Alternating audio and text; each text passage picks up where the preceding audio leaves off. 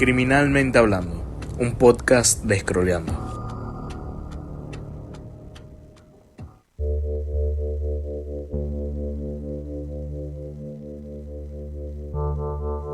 Bienvenidos a Criminalmente Hablando, el podcast donde exploramos los casos criminales más impactantes, controversiales y enigmáticos de la historia. En este episodio vamos a adentrarnos en la historia de un hombre que se convirtió en una figura oscura en la historia criminal argentina. Carlos Eduardo Robledo Puch, conocido como el Ángel de la Muerte. A finales de los años 60 y principios de los 70, Robledo Puch dejó una marca imborrable en la sociedad argentina.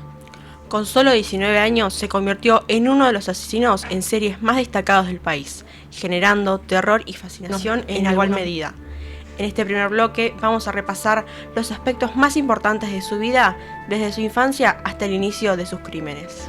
Carlos Robledo Puch nació el 19 de enero de 1952 en el barrio porteño de Villa del Parque, una zona de clase media en la ciudad de Buenos Aires.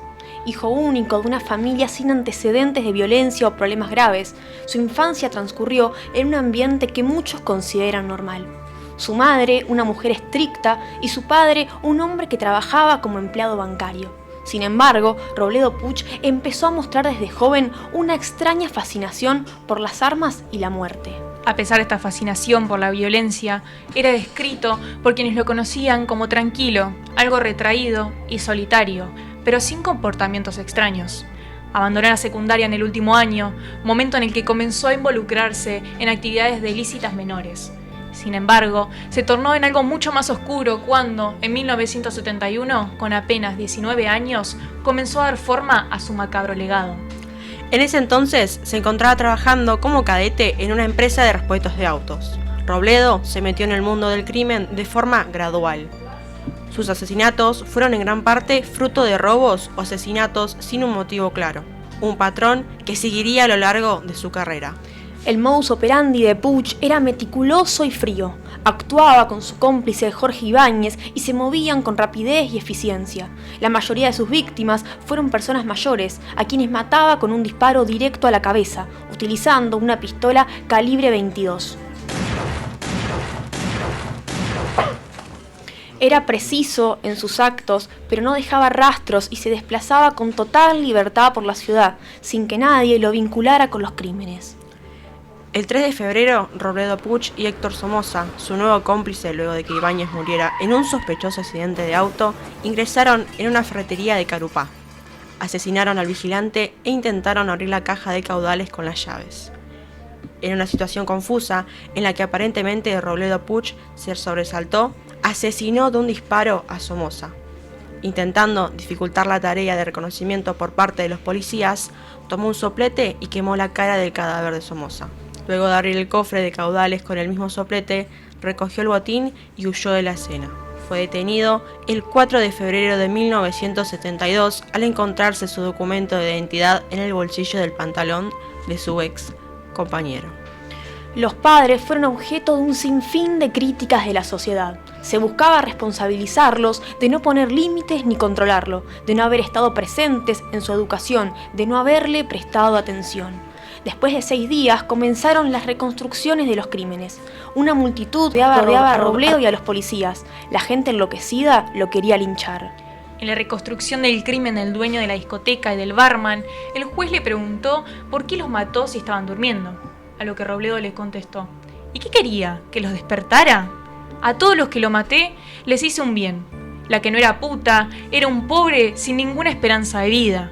La de ellos no era vida. Les hice un gran favor. Para vivir así, mejor estar muerto. Los médicos que lo analizaron descubrieron que no tenía un desequilibrio mental como para evitar la condena perpetua. Ni los especialistas pudieron explicar lo que lo llevó a matar a 11 personas. Intentó escaparse 2 veces de la cárcel, pero falló en el intento. En el primero lo descubrieron cuando un preso le daba una caja llena de sierras para cortar los barrotes. En otra, se había tragado una cuchara a propósito y había amenazado a un guardia. ¿Usted cree que existen buenas perspectivas de recapturar a Robledo Puch? Bueno, yo tengo la impresión que sí, porque es un muchacho que realmente es un enfermo. No hay que tratarlo desde otro punto. El 7 de julio de 1973 logró escaparse tras fingir un ataque de asma junto a Rodolfo Sica, un compañero de prisión.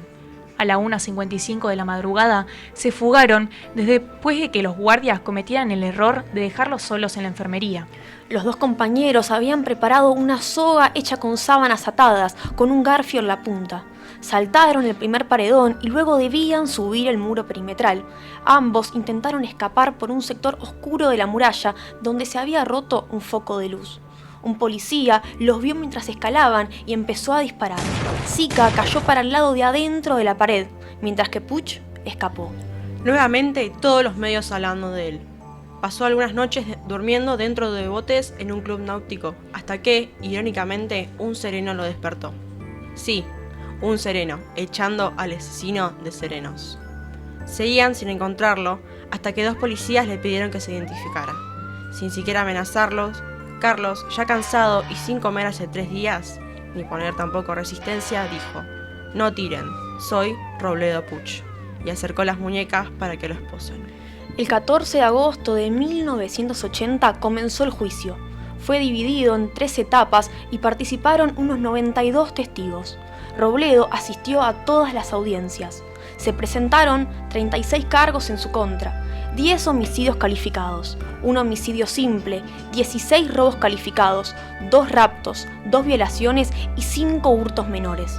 El 27 de noviembre de ese mismo año fue condenado a la pena de reclusión perpetua. Momentos antes de escuchar su sentencia, Robledo escribía en una libreta. Los abogados pensaban que eran indicaciones para su defensa, pero en realidad estaba respondiendo a cientos de cartas de fanáticas que llegaban día a día a la prisión.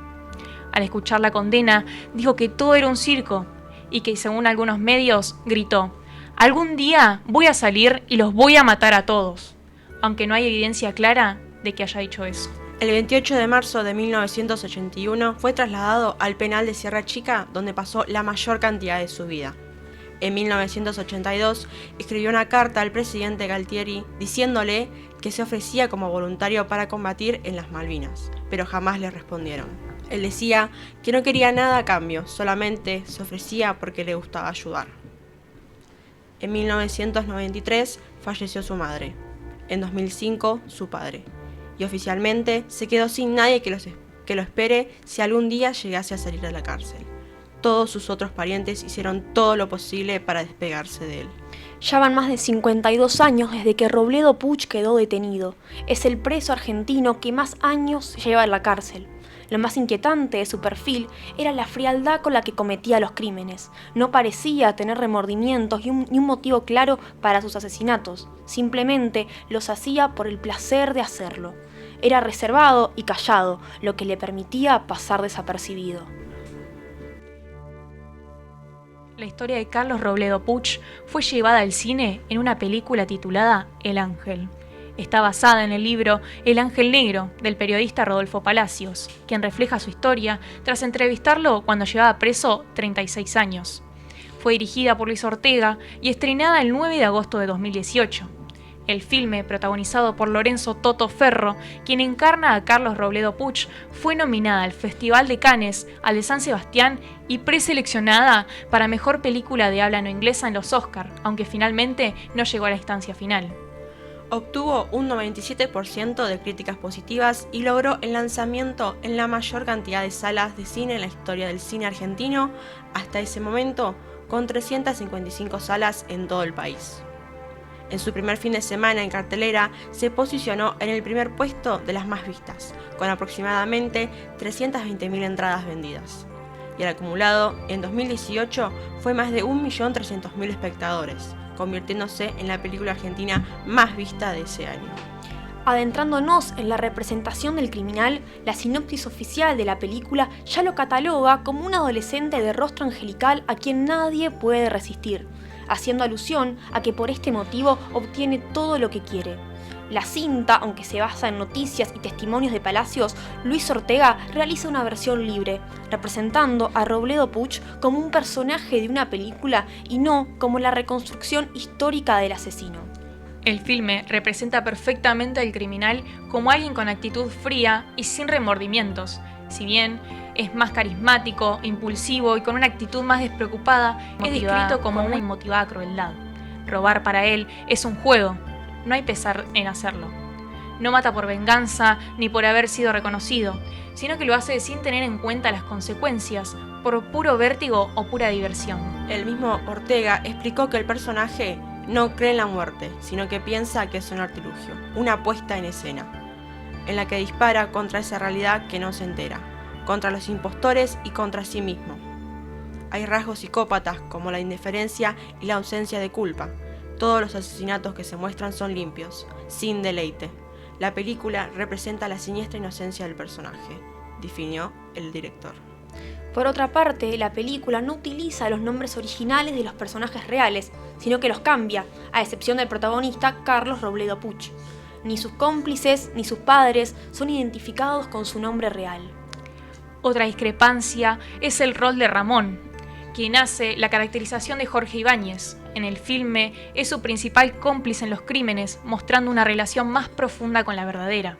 En realidad, en sus inicios como criminal, Puch actuó en solitario. Más tarde se sumó Ibáñez, participando de manera ocasional y secundaria. Por último, otra de las diferencias es sobre la relación con su familia. En la realidad, tenía una relación distante y bastante conflictiva con su familia. Y a pesar de sus crímenes, su madre lo defendió públicamente durante el juicio, algo que marcó aún más su figura de niño malo. Sin embargo, su entorno familiar no era el centro de su vida criminal. En El Ángel se muestra una relación algo más compleja con su madre y con algunos miembros de su familia, poniendo un mayor énfasis en cómo el criminal maneja sus relaciones personales, especialmente con su madre, dándole más dramatismo a la narrativa. Por otro lado, y hablando sobre las decisiones artísticas en torno a la película, esta aporta nuevos elementos en la representación social del criminal, donde además de contar los acontecimientos tal como fueron narrados, la película apela a la tradición del cine policial para tomar allí convenciones de género, personajes y recursos técnicos. Así, en cierto sentido, se pone del lado del asesino frente a una sociedad incomprensible. Asimismo, la película de Ortega tiene mucho de Tarantino. La estética pop, la reconstrucción de época, la comedia, la sintonía con la narrativa que aportó la banda de sonido, pero sin el morbo y el exceso de sangre del cine ultraviolento. Robledo Puch, antes de estrenarse la película, dijo que quería cobrar $1 millón por su historia. Quería, además, que su papel lo interpretara Leonardo DiCaprio y que estuviera dirigida por Spielberg, Scorsese o Tarantino. Declaró que él no está de acuerdo con cómo está hecha, señalando que es ciencia ficción y no su vida. El caso de Robledo Puch no solo fue uno de los más horribles en la historia criminal argentina, sino también uno de los más mediáticos. A lo largo de los años, su historia fue cubierta exhaustivamente por los medios, quienes encontraron en él una figura compleja, casi mítica. Esto dijo el mismo Robledo Puch sobre cómo lo catalogaron los medios. Defenderte a vos en ese momento. El ángel de la muerte, crónica en letra de mole, el enemigo puro. El enemigo. A ver, recapturaron creo que fue cuando me entregué, porque recapturaron al enemigo público número 1. De la iglesia que pensaba que me dio la posibilidad de salir del país para misionar afuera, para que mi vida tenga un sentido, por lo menos, para ayudar a los demás. En este momento me están ayudando a mí para ayudar a los demás, y porque una vez lo dije, que no me queda otra posibilidad que hacer el bien hasta que me muera. Realmente no aguanto. Estoy quebrado anímicamente, quebrado. Durante el juicio, en los años 70, la prensa sensacionalizó cada detalle de su vida y sus crímenes, generando un morbo colectivo. La figura del ángel de la muerte se convirtió en un símbolo del mal, pero también en un fenómeno cultural que con el tiempo fue asociado con la violencia juvenil. En las décadas posteriores, su historia fue reviviéndose a través de libros, documentales y, por supuesto, la película en 2018. Este fenómeno mediático no solo contribuyó a mantener viva la figura de Robledo Puch, sino que también generó un gran debate constante sobre los límites entre la prensa amarillista y la fascinación que estos casos provocan en la sociedad. Para algunos, esta medida representó una oportunidad para la rehabilitación del acusado, mientras que otros consideran que debido a la gravedad de sus crímenes, Robledo Puch tiene que seguir en la cárcel hasta el día de su muerte. Esto dijo el criminal cuando le preguntaron qué haría si algún día saliera libre. ¿Qué harías si salieras ahora mismo de la cárcel? ¿Qué haría?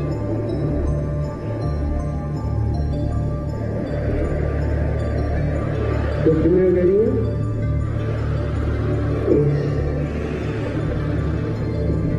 es ir a verlo a mi padre. En los últimos 15 años pidió la libertad 10 veces. Su defensa siempre argumenta que su pena está agotada, lo cual es verdad. Hace 13 años debería estar libre, pero la Cámara de Apelaciones de San Isidro siempre rechazó sus pedidos. Según los peritos, sigue siendo peligroso. Señalan que es un psicópata cruel y desalmado, y además sería un escándalo mediático. Nadie quiere que su firma esté en el papel que permita que el ángel de la muerte camine por las calles. En su último pedido, en 2021, el juez Quintana le negó el beneficio de la libertad debido a que los exámenes psicológicos demostraron que tendría emociones inconsistentes, que podrían anular la coherencia de sus pensamientos. La justicia consideró que no existe una familia de acogida o un hogar que esté capacitado para poder brindarle la contención que necesita su condición. A tan temprana edad, Puch no solo se enfrentó a la justicia, sino que desafió las nociones comunes de la humanidad y la moralidad. Nos hace pensar en cómo la sociedad puede lidiar con su pasado y con las figuras que, de algún modo, siguen siendo parte de él. Robledo Puch es un reflejo de las grietas que existen en el tejido social, la violencia, la indiferencia y la falta de empatía. Cuando miramos su caso, hay preguntas que siguen abiertas. ¿Es posible la redención para alguien como él? ¿O debe ser condenado para siempre por sus actos? Y más allá de eso, ¿qué nos dice su historia sobre el lugar que ocupan los monstruos en la sociedad? Robledo Puch sigue siendo un símbolo de una historia que aún no termina de escribirse.